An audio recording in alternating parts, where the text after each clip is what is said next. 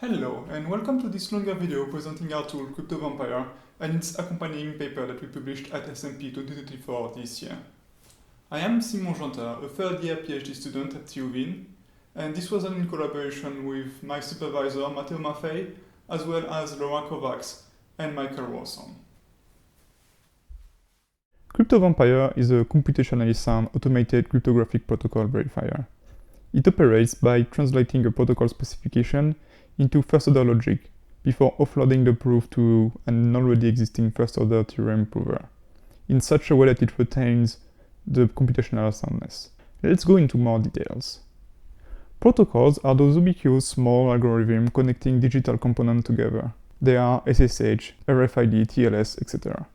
Importantly, they often make use of cryptography to induce some properties on that interface.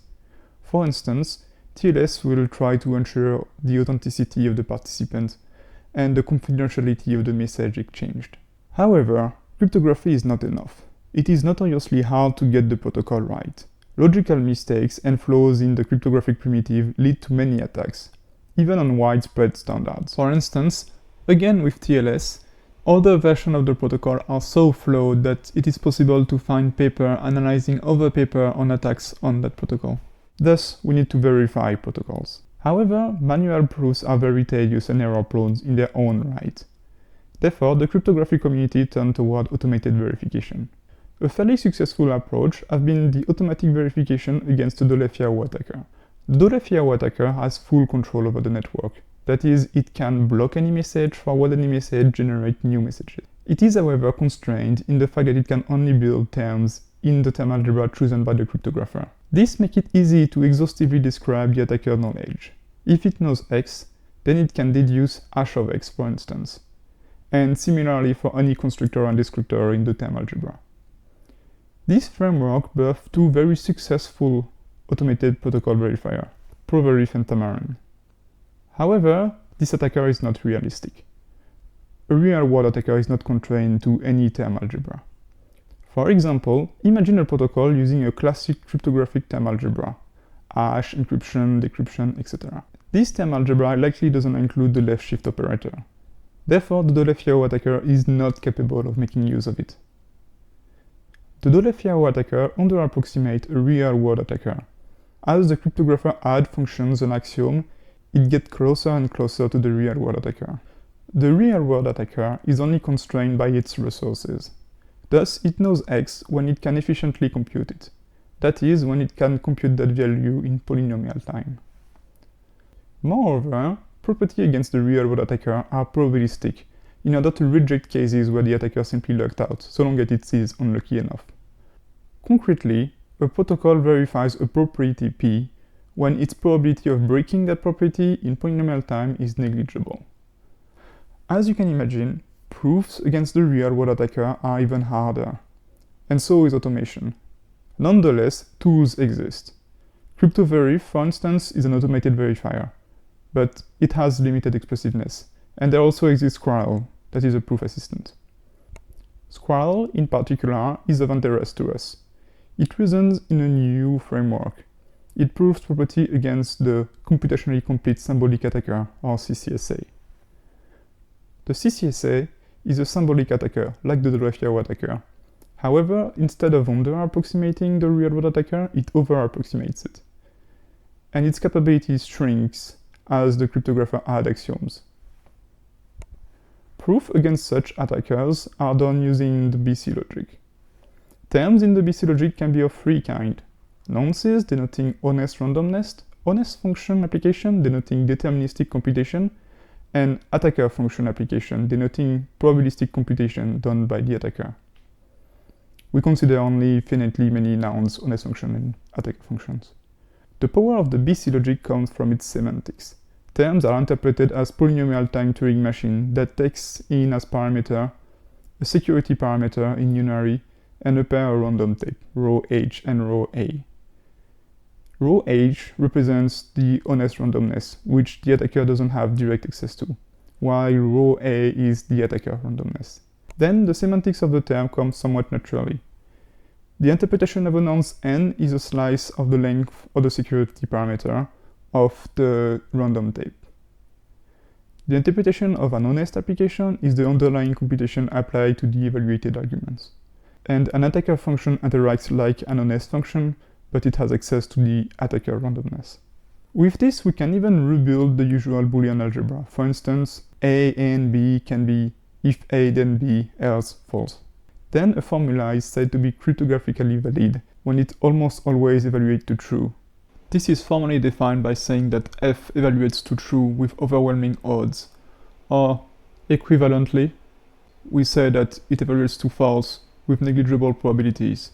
This links us back to the notion of efficient attacker and a negligible probability of breaking some properties that we saw earlier in the talk.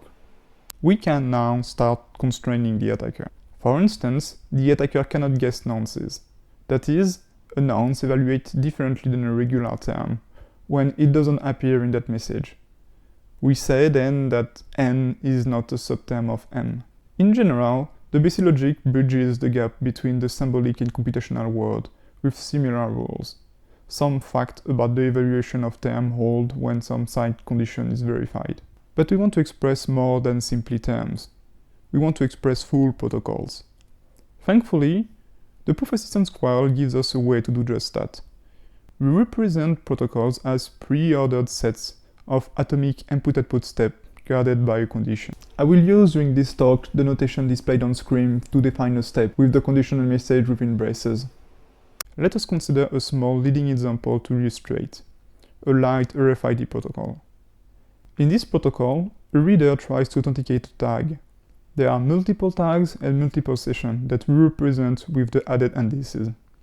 The tag sends to the reader a fresh nonce n along with the hash of that nonce and a key k. The reader then checks that the message is well formed by looking in its database for the key. We assume the key is private but known to both the tag and the reader. We can then split that protocol into steps.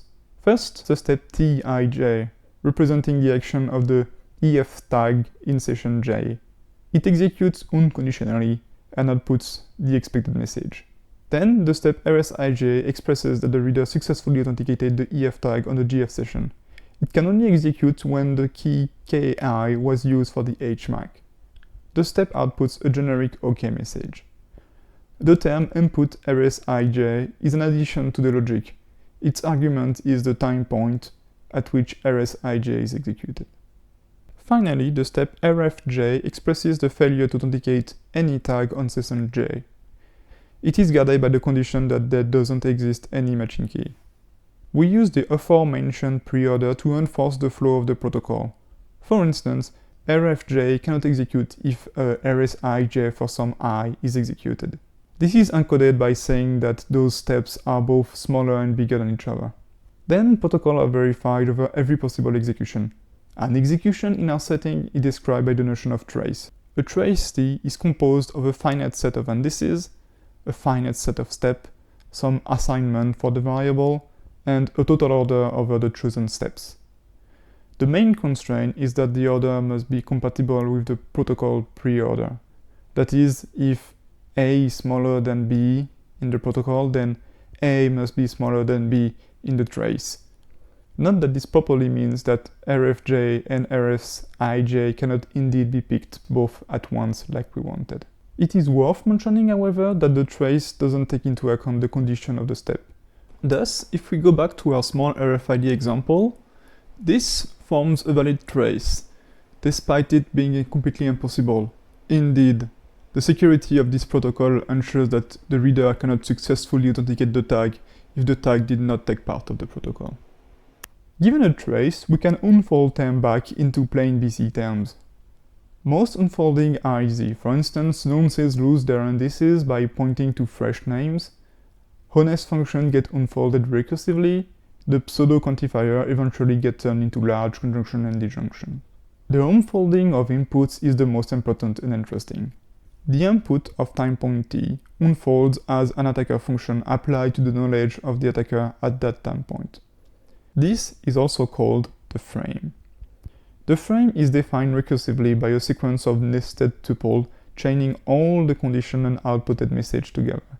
Furthermore, we guard the frame by the condition of the steps, such that if a step fails to execute, then all the other error out as well. We can apply it to our small toy protocol and toy trace.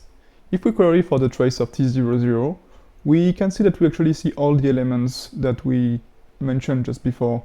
We can see the condition, more importantly, mostly we can see the condition of the step that happened before, that is R00, and this is the big hash something equal the projection of the input. We can also see the output of that step, the small OK within the if. And we also notice that since R00 is the first step, the step that comes before it is just a generic input step that in our case is empty. Now that we have all the cards of the state of the art in hand, we can proceed with our contributions. Let's go back to the no-guessing theorem that we saw before. With CryptoVampire, we want to offload the proof to a first-order theorem prover. Thus, we need to turn the rule into an axiom, like so. Doing it naively like this brings many problems. Notably, equality and symbolic reasoning don't interact well with each other. Consider this example. Intuitively, A is a subterm of the second projection of the tuple AB. However, that first projection is equal to B, thus A is a subterm of B for any A and B. This is obviously wrong. Thus, we isolate symbolic reasoning using a small evaluation function. Going back to the no-guessing theorem, this applies like so. However, this is still not enough. We want this axiom to hold for all messages, and there are infinitely many of them. Thus, intuitively, we would want this. Such quantifier doesn't make sense in the previous versions of the BC logic. Therefore, we need to extend the semantics. Our new cryptographic model takes into account all that we've seen so far, that is, a trace and the cryptographic model, among others. Our models takes as well a security parameters and the random types that we introduced before. This way we can keep the BC semantics. So the interpretation of an evaluated term T with a security parameter eta and random types rho is how you would expect. That is, unfolding that term T and then applying the BC interpretation for this specific eta and this rho. For the rest of the term, our logic behaves symbolically, not unlike a Heilbronn's model, a term is interpreted as itself. This way, for symbolic predicates like subterms, we can just keep the semantic that we'd like, so T is a subterm of T prime if it is a subterm of T prime. This also gives us easy access to a full first-order logic. Interestingly, the evaluation commutes with the Boolean connective and quantifier. That is, the evaluation of A ended with B is the evaluation of A ended with the evaluation of B, and similarly with the quantifiers. Importantly, this semantic match squirrels. Therefore, it is possible to find a transformation from the squirrel terms to ours that retains the BC semantics of both. This lets CryptoVampire soundly prove lemmas for squirrel, and the other way around. Unfortunately, these semantics appear to fall apart quite dramatically when we add in cryptographic axioms. Let's bring back our no-guessing theorem axiom. This formula doesn't hold. Actually, its opposite is satisfiable according to a semantic as long as it is possible to express integers. Let us consider a signature containing S and Z in the honest functions. And let's consider a model that interprets Z as 0 and S as a successor function. Then, applying S just the right number of times, in our case the interpretation of the nonce N with a specific eta and rho that we are actually evaluating with, gives us a counterexample to the non-guessing theorem for this specific model, this specific eta, and this specific rho. Let's name that term, this nested application of S's, SK. This SK isn't really realistic because it guesses the nonce right only for the specific eta and rho, and if we were to have a SK that follows the right nonce, then it wouldn't be computable in polynomial time anymore, which is something that is somewhat cryptographically absurd and definitely not something that should exist within the BC logic.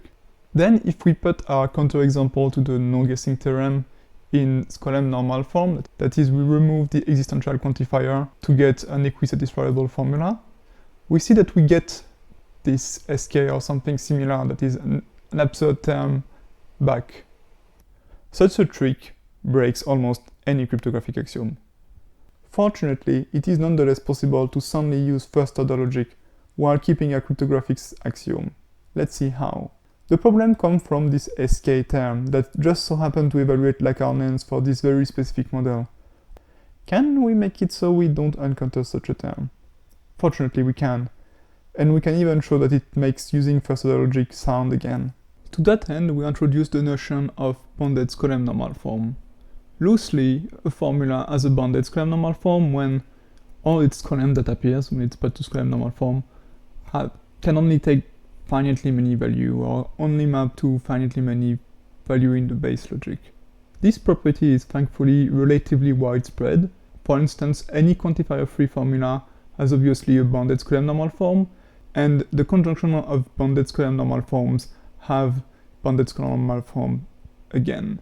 We also show that all our cryptographic axioms follow that property. With this notion in hand, we can now regain soundness in first-order logic.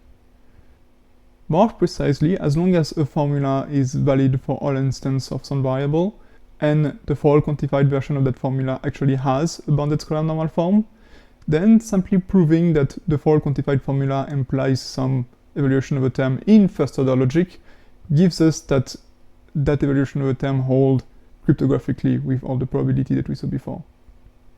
Since points 1 and 2 hold for all of our axioms, we can use first-order theorem prover 4.3 like we wanted, and regain the automation that we were looking for. Now we know how CryptoVampire can translate a protocol specification and a query into a first-order logic problem. However, experimentally, this is often not enough. We need to help the theorem prover in some way. To that end, we pre-instantiate cryptographic axioms. Let's exemplify this with our RFID protocol. Let us consider a new axiom. The axiom linked to unforgeability under chosen message attack, or also known UFCMA. This axiom tells us that if an hashmark successfully verifies, then either the key was leaked or otherwise misused, or that specific hashmark was signed before, and we can then use symbolic reasoning to find what that before is. The heuristic is to look for instances of this axiom and pre-instantiate them before sending them to the theorem prover. Let's bring back the small RFID example to exemplify this. We quickly rewrite the hashmark verification to make it a bit more obvious and a bit more syntactically easy to find. Then syntactically, we see that there are all these instances. Let's pick this one. We can see that the nice side effect of this is that there are no longer any remains of subterm reasoning or other symbolic searches in the resulting axiom. This is a nice property that holds for all of our cryptographic axioms. Therefore, a final heuristic is to assume that this instance search was complete and that we have all the instances required for our proof. Then we preprocess all of those instances and we don't need symbolic reasoning anymore, and we can factor it out. This, as it happened, improved performance dramatically. In the end, CryptoVampire managed to verify all the trace-based query in all the examples of the Squirrel proof assistant, including lemmas. Finally, when all preprocessing is properly applied, CryptoVampire can be fast, not only equaling the state-of-the-art CryptoVerif, but often beating it in execution time. If you want even more detail, we invite you to read the long version of our paper. Thank you for watching.